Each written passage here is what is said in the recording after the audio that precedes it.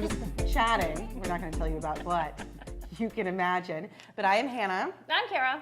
And this is Off Air. We're kind of excited because this is our what? Third episode. And you guys, the Off Air community is starting. Our parents are a part of it. My dad messaged me. He's a big fan. And this guy, he knows his stuff. That's when you really know you've made it. I know. So, no, really though, we are excited. It's fun to get the comments and to interact with people. What are we going to talk about today? Stress, stress, stress. Because everybody deals with stress. I don't care if it's a bunch of stress or a little bit of stress. We are choosing what to be stressed about every single day. We'll take it. My name is Hannah Davis, and I stress sweat. And here's the deal. This is your standard stress sweat, the pits, right? I get upper lip stress sweat, which is the most beautiful look on a woman I think that exists. I remember this. High school boyfriend, we were traveling through Italy, and the bus broke down. We didn't know if we were going to make a reservation. I was super stressed. He looks over. And there was like, it was just like beads across here, Ew. Nothing else. We stayed together for a little bit after that, not a long time. He never looked at you the same. You're a lip stress sweater. And it's so cute. I don't tell just anybody that. I gave myself an ulcer once, but that's not near as fun. I think that is interesting to people. That's because of the internalizing and the not kind of like letting it go and prioritizing caring about everything when you need to pick and choose what you care about. So and when you know how to hide it. So I remember when Kara started her first day here in Dallas, it's Yes. live television, and I watched it, and I was like, okay, homegirl's doing it, not stressed at all. And I texted you, I was like, oh my God, you're insane, like a beast, you just nailed that. Mm-hmm. You texted back, oh my God, are you serious? I was terrified. Oh, totally terrifying. I think I was probably shaking. And I never would have seen that. I think it was like a lip quiver. Look closely. Lip quiver. That's what my mom always said. Fake it till you make it. Should we get to the questions? Yes, let's get to the questions. Okay. This comes from N Waivers. She says, how do you let go of a bad day on the job? So you had a bad day and you need to let go. This one's tough for me. So one suggestion I have is that you leave it in the car.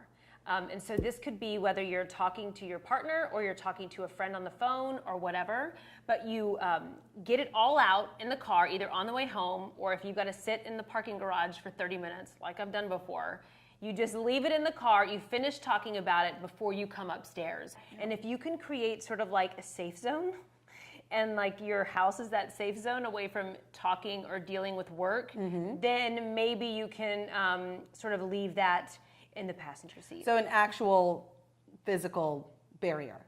But I love how you say it's in the car and then she sits in the car for 45 extra minutes. Sometimes you gotta sit in there for a long time to get it all hashed out. But the point is, if you have that separation and tell yourself, okay, when I'm out of this car, I'm done talking about it, then you can come upstairs and be silent.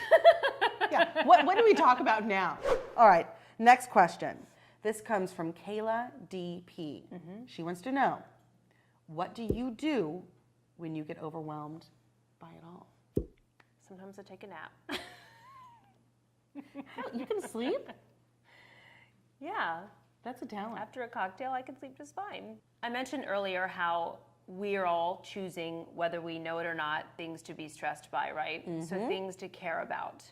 And I think you have to really look at what you value most and you have to sort of prioritize those things. You have to kind of deal with things one at a time. What is the most valuable in your life and that aligns with your values and your morals, right? So what do you need to take care of first? And that's usually probably your family, maybe your job, maybe your friends. So you need to deal with those things.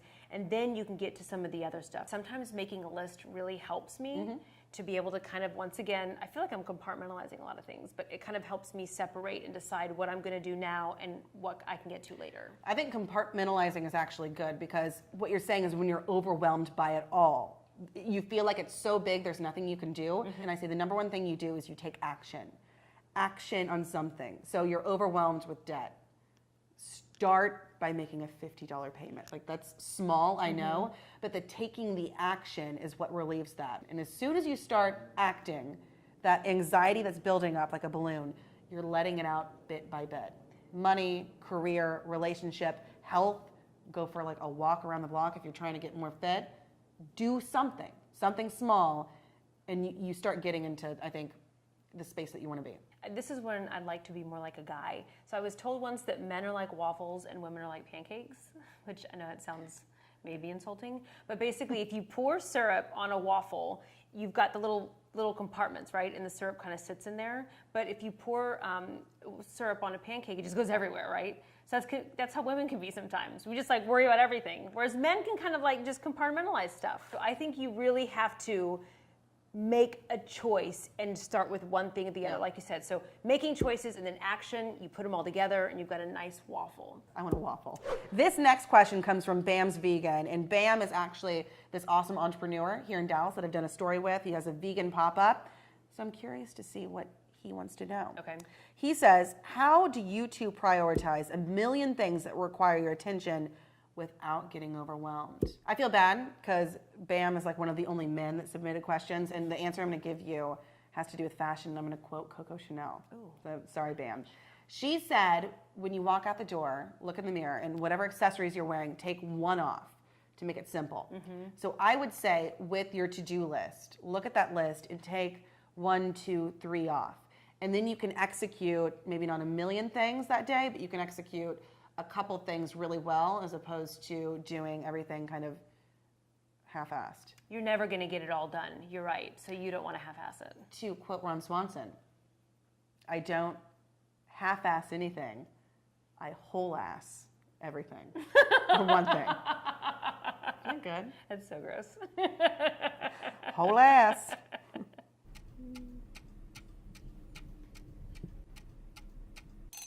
What was the question? The question was, how does stress affect your health, or how do you not let stress affect your health?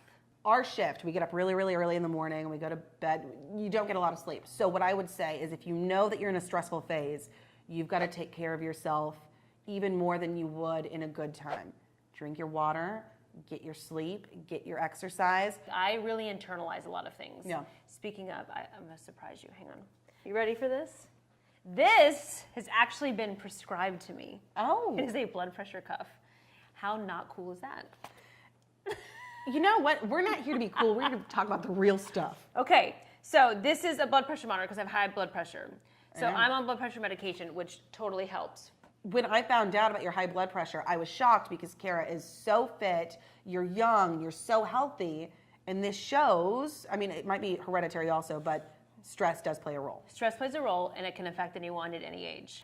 I know I joked about the whole like naps thing. Like I think naps are really important, even if it's just like a 15-minute, no phone, no TV, quiet. It can kind of help you reset and start over.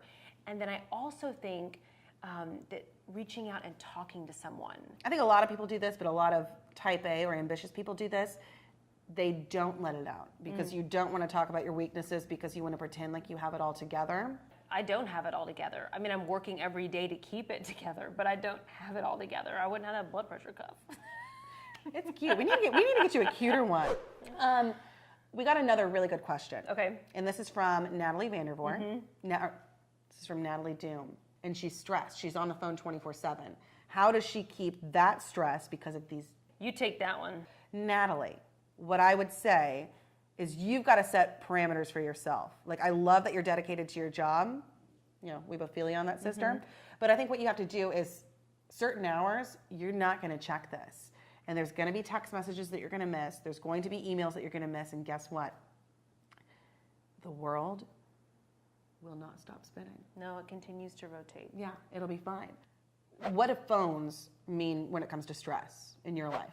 I think phones require you to be constantly connected. So things that you should leave at work or in the car before you come up and you've already delved that out continue to be brought up. I think when you're checking emails, I think social media is another one of those things, right? You know, we have that comparison fatigue. But okay, There's go one ahead. quote, right, that we both, like, I think I sent it to you, I found it somewhere, and we really like this. Because I think the really big underlying thing is we're talking about how stress affects you personally, right? Yes. And you take it out oftentimes on the ones who are closest to you, the ones that you love.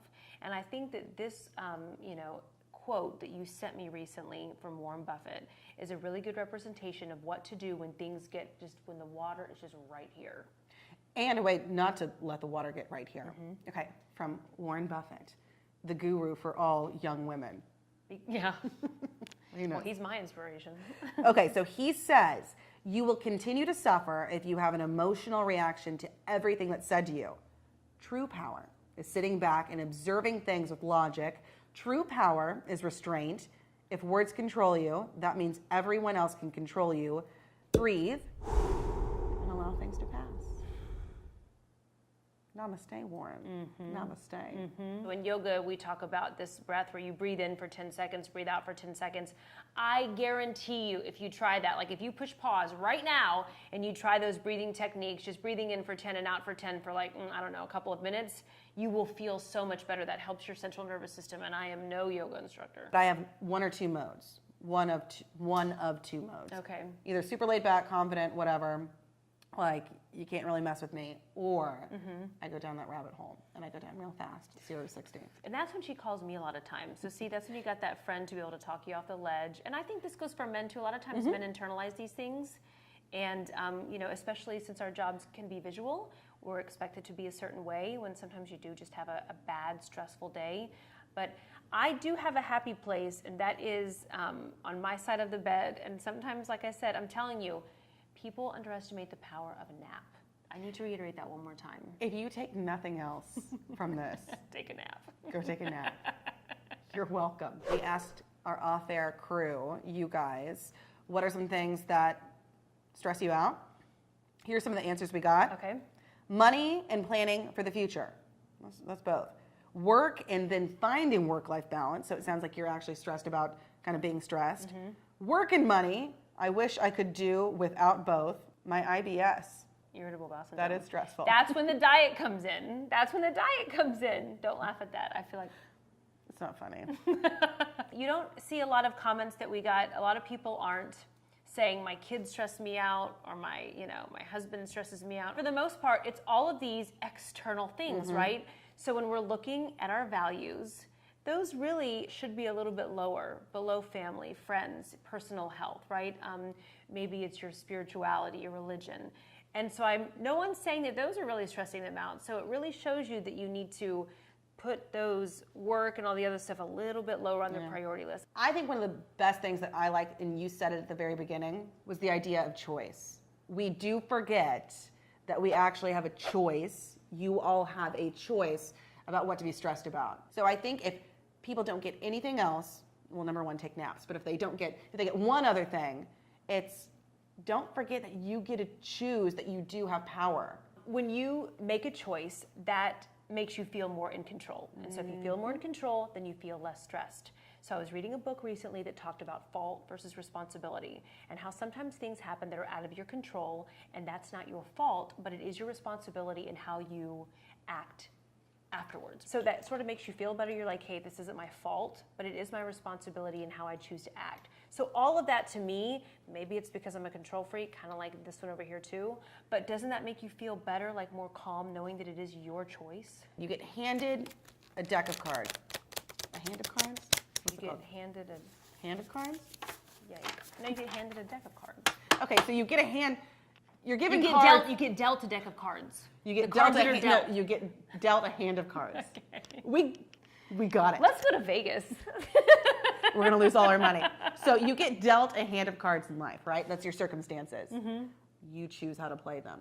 So you cannot control what's given to you, but you do control what you do with it. But here's the deal. I need to know what Oprah would say. She always asks people, what would you tell your younger self? That's one of her questions she goes to. And she says, without fail, 98% of the time people say, take it easy. Be easy on yourself.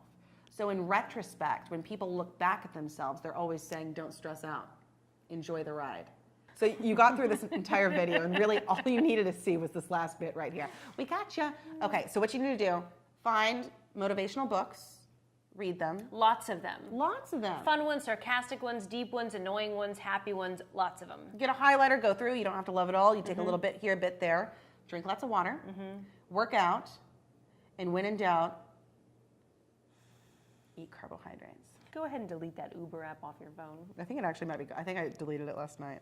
So there you go. There's how we are trying to deal with stress. It is a choice every single day. Yeah, so if you like what you saw or heard, go ahead, hit the like button, and don't forget to subscribe.